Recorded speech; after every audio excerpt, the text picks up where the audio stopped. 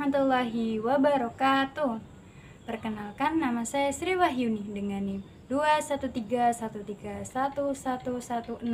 dari kelas 6D Prodi Pendidikan Islam Anak Usia Dini Fakultas Ilmu Tarbiyah UIN Raden Mas Said Surakarta.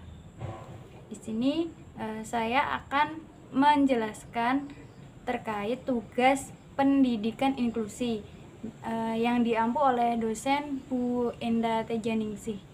Nah, di sini saya akan menjelaskan terkait prinsip-prinsip dasar pendidikan inklusif. Selamat menyaksikan. Nah, sebelum ke prinsip-prinsip dasar pendidikan inklusif, di sini saya akan menjelaskan sedikit terkait pengertian pendidikan inklusif. Pendidikan inklusivitas adalah pendidikan yang memungkinkan semua peserta didik, termasuk mereka yang memiliki kebutuhan khusus, untuk belajar bersama dalam lingkungan yang ramah dan mendukung. Nah, jadi di pendidikan inklusif ini berisi anak yang berkebutuhan khusus.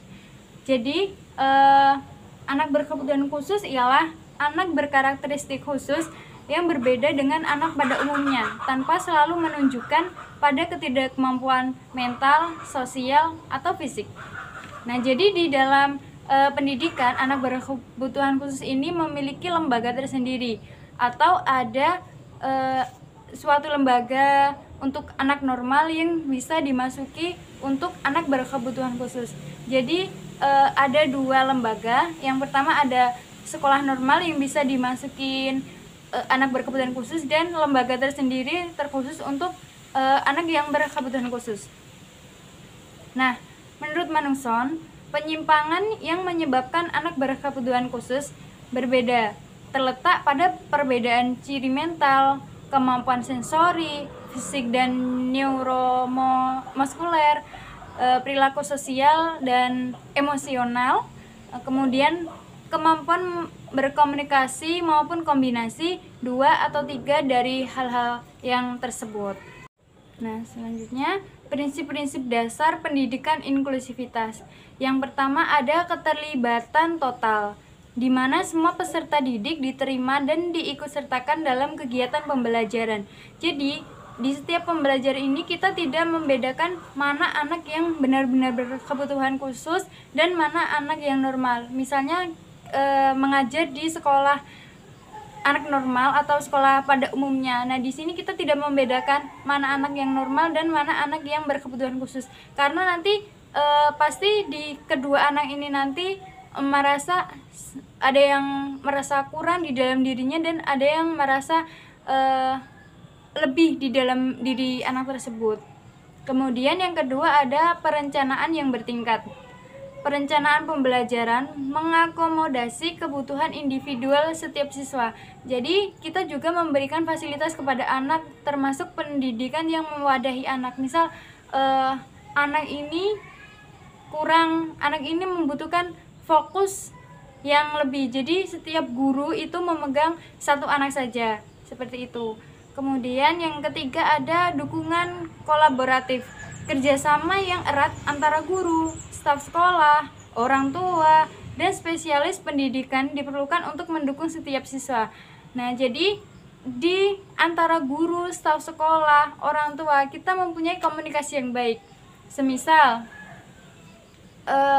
menurut orang tua, si anak ini kalau di rumah rajin, kemudian di sekolah anak ini kurang rajin dikarenakan dia sulit untuk fokus, misalnya seperti itu. Nah, nanti di situ kita menjalin komunikasi atau kita menyampaikan yang baik kepada orang tua.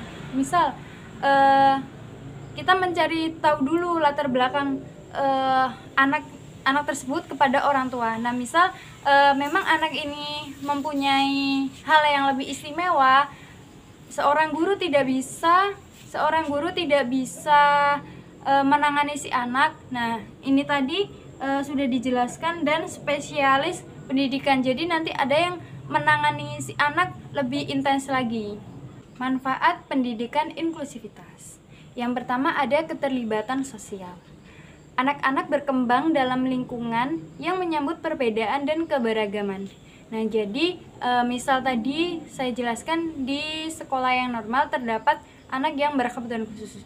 Nah, jadi di dalam suatu kelas anak itu bisa tahu satu sama lain. Kita bisa memberi pengertian kalau misal si A ini seperti ini dan si B seperti ini. Kemudian yang kedua ada pemberdayaan. Siswa dengan kebutuhan khusus merasa termasuk dan mampu mengembangkan potensi mereka. Nah, jadi si anak ABK ini tidak merasa malu atau tidak merasa iri kepada anak yang normal. Karena apa? Karena kita sebagai guru atau sebagai orang tua, kita memberi pengertian yang lebih dan kita juga memotivasi serta memberi semangat, mendorong motivasi kepada anak yang berkebutuhan khusus. Jadi anak yang berkebutuhan khusus tidak merasa kekurangan atau merasa berbeda dengan anak yang normal. Kemudian yang ketiga ada peningkatan empati. Siswa tanpa kebutuhan khusus belajar untuk menerima dan memahami perbedaan melalui interaksi sehari-hari. Tantangan dalam implementasi pendidikan inklusivitas. Yang pertama ada resistensi kolektif. Tantangan untuk mengubah persepsi dan pola pikir kolektif di masyarakat terkait keberagaman di sekolah. Yang kedua, kurangnya sumber daya. Tantangan finansial dan kurangnya fasilitas yang memadai untuk mendukung pendidikan inklusivitas. Yang ketiga, kekurangan keterampilan. Ketersediaan kurangnya keterampilan di antara guru dan staf sekolah untuk mengelola keberagaman di dalam kelas. Strategi untuk menerapkan pendidikan inklusivitas. Yang pertama ada penilaian formatif. Proses penilaian yang berkesinambungan dan berorientasi pada perkembangan individual sosial. Kemudian yang kedua, pembelajaran berbasis proyek. Pendekatan pembelajaran yang mendukung kolaborasi dan eksplorasi siswa dalam berbagai konteks. Dan yang ketiga adalah sistem mentoring, di mana penugasan mentor khusus untuk memastikan setiap siswa mendapat dukungan yang sesuai. Peran guru dalam pendidikan inklusivitas. Yang pertama, pemahaman mendalam. Guru harus memiliki pemahaman yang mendalam tentang kebutuhan setiap siswa, karena guru ini seperti orang tua di dalam sekolah. Kemudian adaptasi kurikulum. Kurikulum harus disesuaikan dengan kebutuhan dan tingkat perkembangan individual peserta didik. Jadi kurikulum untuk anak berkebutuhan khusus dan kurikulum anak yang normal itu berbeda. Kemudian skill kolaborasi, kemampuan bekerja sama dengan guru lain, spesialis, dan orang tua untuk meningkatkan pengalaman belajar siswa. Peran orang tua dalam pendidikan inklusivitas. Yang pertama ada mitra pendidikan. Orang tua adalah mitra penting dalam mendukung pembelajaran dan perkembangan anak-anak.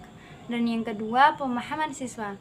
Orang tua perlu memberikan informasi yang mendalam tentang kebutuhan dan kecenderungan anak kepada pihak sekolah, karena orang tua ini yang lebih paham terkait anak tersebut. Jadi peran orang tua ini sangat penting ketika anak sudah dimasukkan ke dalam sekolah. Nah, kita sudah di akhir dari prinsip-prinsip dasar pendidikan inklusivitas. Di sini saya akan memberikan sedikit kesimpulan dan rekomendasi. Yang pertama ada interaksi sosial. Persatuan dan keberagaman akan memberikan dampak positif bagi masyarakat. Dan yang kedua ada dampak positif. Pendidikan inklusivitas memberikan dampak positif bagi semua peserta didik. Nah, itu tadi sedikit pemaparan yang dapat saya jelaskan terkait prinsip-prinsip dasar pendidikan inklusivitas. Nah, cukup sekian dari saya. Jika banyak kekurangan, saya mohon maaf yang sebesar-besarnya. Sekian dari saya, kurang lebihnya mohon maaf. Wallahul muwaffiq ila aqwamit thoriq. Wassalamualaikum warahmatullahi wabarakatuh.